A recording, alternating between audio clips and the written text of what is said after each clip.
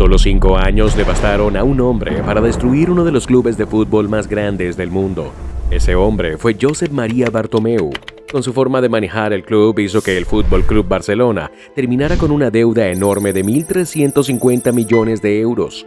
Además fichó a jugadores muy caros que no rindieron bien y al final perdió a su mejor futbolista, Lionel Messi, lo que llevó al club a estar en un infierno económico y en un apocalipsis de resultados deportivos. A continuación te contaré de principio a fin cómo un solo hombre llevó al Fútbol Club Barcelona a la mayor ruina de toda su historia. Capítulo 1. Sandro Rosell. Pero la historia de cómo el club empezó a caer no comenzó con Bartomeu. Las raíces de todos estos problemas se plantaron antes, con Sandro Rosell. Para entenderlo mejor es importante recordar lo que pasó antes. Antes de Rosell, Joan Laporta fue presidente del club desde 2003 hasta 2010. Esos fueron años dorados para el Barcelona. El equipo no solo ganaba mucho, sino que tenía un estilo de juego muy claro y reconocible. Se apoyaba mucho en su cantera, la Masía, de donde salían grandes jugadores, y la forma de manejar el club en lo económico era sostenible, es decir, gastaban con cabeza. El Barcelona era un modelo a seguir en el fútbol mundial. El verdadero problema grande, sin embargo, empezó en 2010, cuando Sandro Rosell se convirtió en el presidente. Su forma de ver el éxito era muy diferente a la anterior. A Rosell le importaba más ganar dinero para el club que ganar partidos o formar nuevos jugadores. Esto fue un cambio enorme en la forma de pensar del Barcelona. Por más de 100 años, la camiseta del Barcelona se mantuvo completamente limpia. No tenía anuncios de empresas ni logos, nada. Era algo que los hacía únicos. En 2006, por primera vez, pusieron algo en ella, el logo de UNICEF. Pero ojo, esto no era para ganar dinero. Al contrario, el Barça le pagaba a UNICEF 1.5 millones de euros al año para ayudar a niños en todo el mundo. Esto demostraba que al Barcelona le importaban los valores sociales más que solo el dinero. Era una declaración de principios. Pero Rosell rompió con esta tradición en 2011. Firmó un acuerdo de patrocinio con Qatar Foundation por 30 millones de euros al año. El logo de UNICEF fue movido a la parte de atrás de la camiseta, casi escondido. Así, una tradición de más de 100 años del Barcelona, un símbolo de su identidad, se vendió por dinero rápido. Esto no fue solo cambiar un dibujo en la camiseta, mostró que el Barcelona estaba empezando a ser un club diferente, uno que haría casi cualquier cosa por dinero, incluso si eso significaba olvidar lo que los hacía especiales y únicos desde el principio. Luego vino el fichaje de Neymar en 2013, que dejó muy claro cuánto había cambiado el club. El Barcelona anunció que había pagado 57 millones de euros por el jugador brasileño, pero la verdad era otra. Todo fue una mentira. El costo real fue de 86 millones de euros.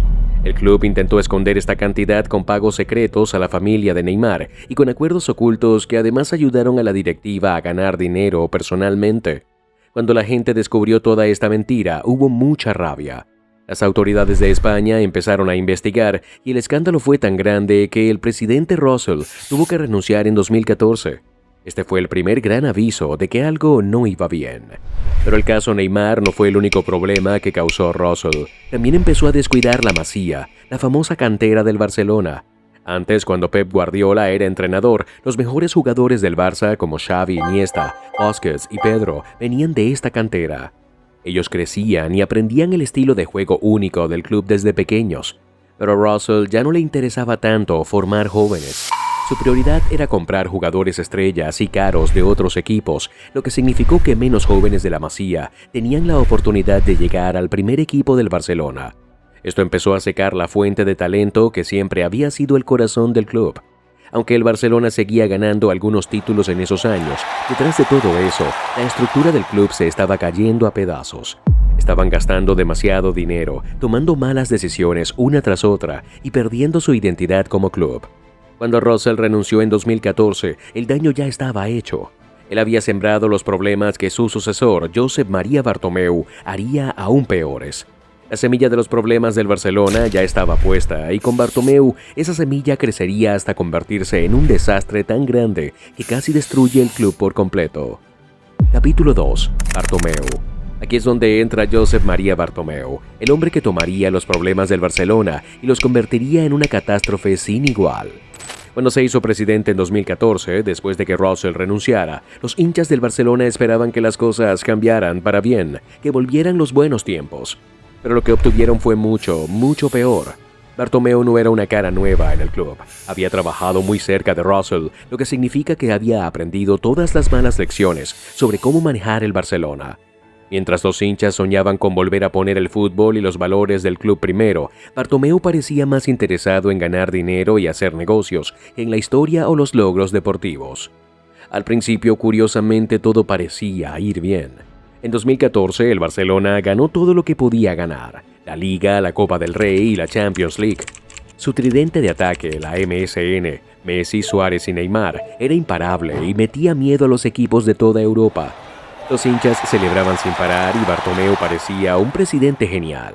Pero de fondo, detrás de los trofeos y las fiestas, Bartomeu estaba tomando decisiones que poco a poco terminarían por destrozar el club. Gastaba dinero como si no hubiera un mañana, comprando jugadores a precios muy altos, sin ningún plan claro, ofreciendo sueldos increíbles y sin hacer caso a las claras señales de que el Barcelona se dirigía a un gran problema. Lo más grave es que tuvo la oportunidad perfecta para arreglar las cosas. El Barcelona en ese momento estaba ganando más dinero que nunca antes, pero en lugar de usar ese dinero con cabeza y de forma inteligente, Bartomeu y su equipo siguieron cometiendo errores cada vez más grandes y costosos. Errores que muy pronto el club pagaría muy caro. El verdadero punto de quiebre para el Barcelona ocurrió en el verano de 2017, cuando Neymar decidió irse. Detrás de cámaras, Neymar no estaba contento, se sentía cansado de que lo vieran solo como el compañero de Messi y quería ser la estrella principal en otro club. Fue entonces cuando el Paris Saint-Germain vio esa oportunidad y pagó 222 millones de euros por Neymar. Este fue el fichaje más caro en toda la historia del fútbol. El Barcelona no pudo hacer nada porque esa cantidad era la cláusula de rescisión del contrato de Neymar. Esto significa que era un precio fijo que si cualquier club lo pagaba, el jugador podía irse. El Barcelona nunca pensó que alguien realmente pagaría tanto dinero por un jugador.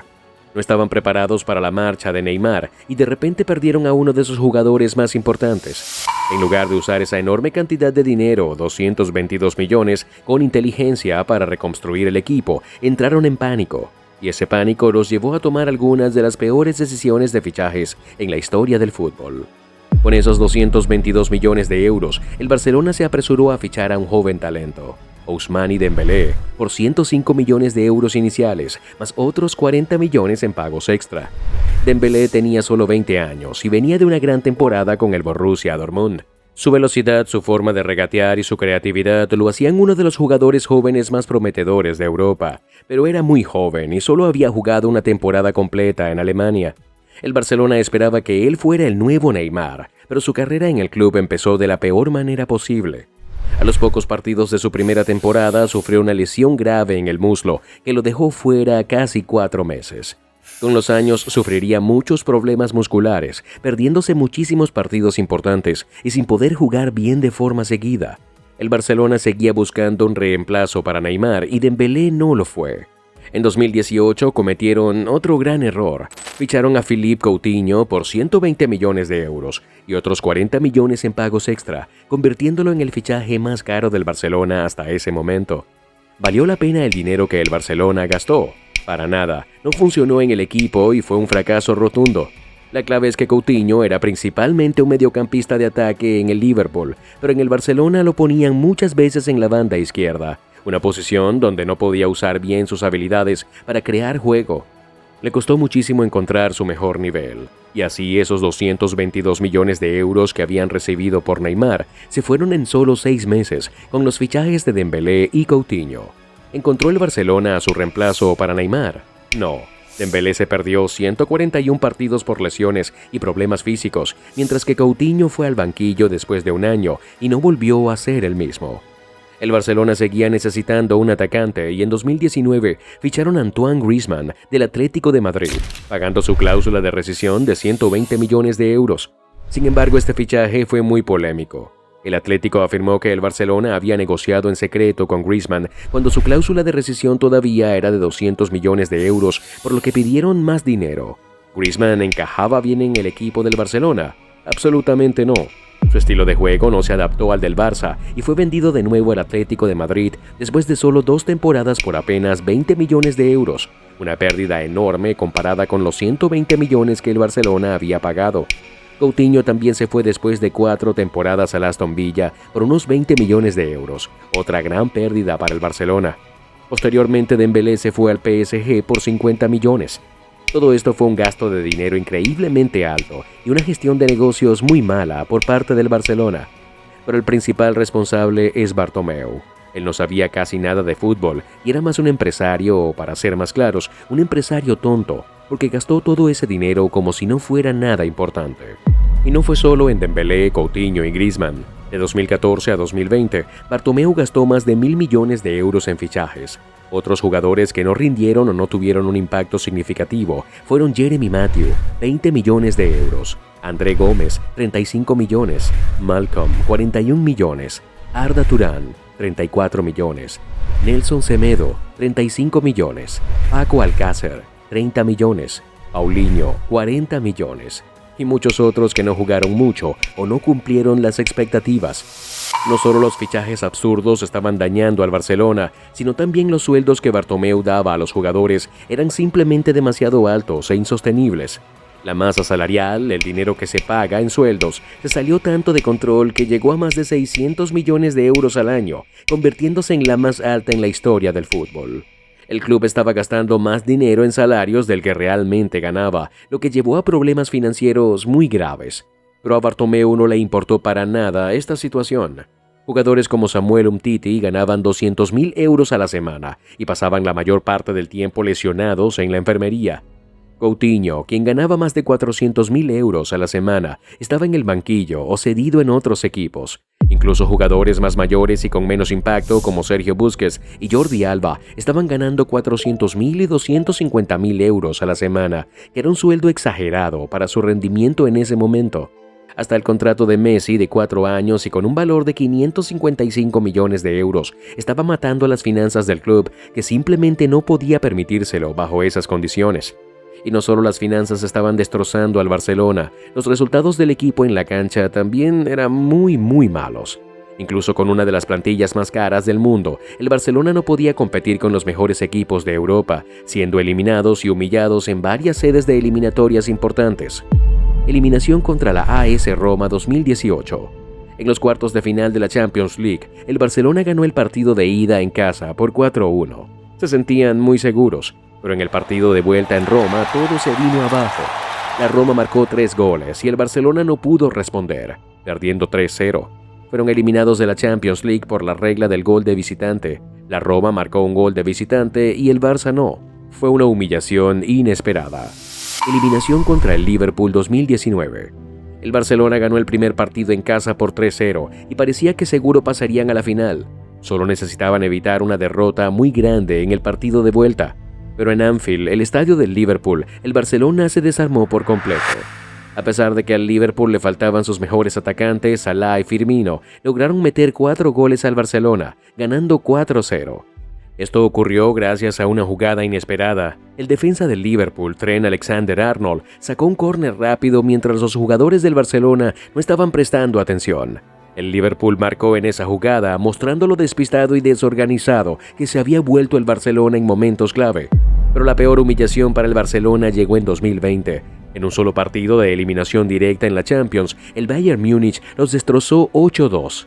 Esto no fue solo una derrota, fue una aniquilación total que dejó en shock a todo el mundo del fútbol. Mostró lo profundo que era el problema del Barcelona. Capítulo 3. Dimitir o nada. Antes de que llegara la pandemia de COVID-19, el Barcelona tenía grandes planes económicos.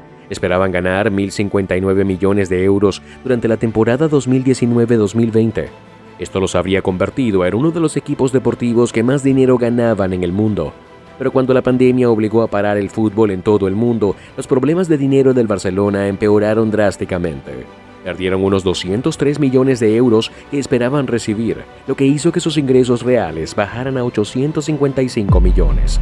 El club dejó de recibir dinero por la venta de entradas, las visitas al museo, que eran una fuente importante, los patrocinios y los derechos de televisión, entre otras cosas.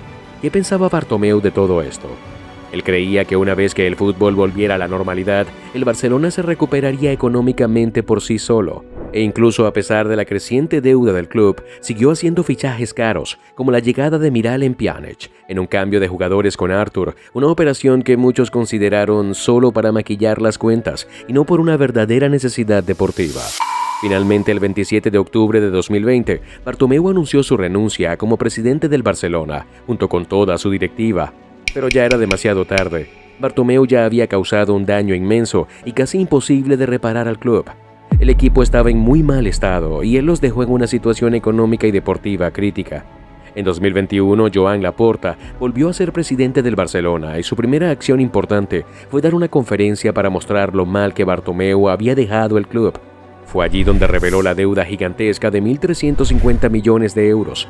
La deuda del Barcelona fue una de las razones principales por las que perdieron a Lionel Messi. Su contrato estaba por terminar y aunque Messi estaba dispuesto a cobrar mucho menos dinero para quedarse, el Barcelona simplemente no podía permitirse mantenerlo debido a las estrictas reglas salariales de la Liga Española. En agosto de 2021, el Barcelona anunció oficialmente que Messi se iría del club. Él estaba muy triste y dio una rueda de prensa muy emotiva, diciendo lo difícil que era dejar el club donde había estado por más de 20 años. Después de esto se fue al PSG gratis, un golpe durísimo para el club y los fans. Después de la marcha de Messi, Laporta tenía muchísimo trabajo por delante. Su primera medida importante fue reducir los sueldos altísimos del Barcelona. Convenció a algunos jugadores para que aceptaran salarios más bajos y vendió a otros para bajar los costos. Logró que jugadores caros como Griezmann fueran cedidos al Atlético, que Pjanic fuera cedido al Beşiktaş y negoció para que Umtiti, otro sueldo alto, aceptara una compensación para irse. Laporta necesitaba dinero rápido para que el Barcelona siguiera funcionando. Así que en el verano de 2021, el club tomó una decisión muy grande. Vendió el 10% de sus derechos de televisión de la liga para los próximos 25 años a una empresa de inversión llamada Sixth Street por 207 millones de euros.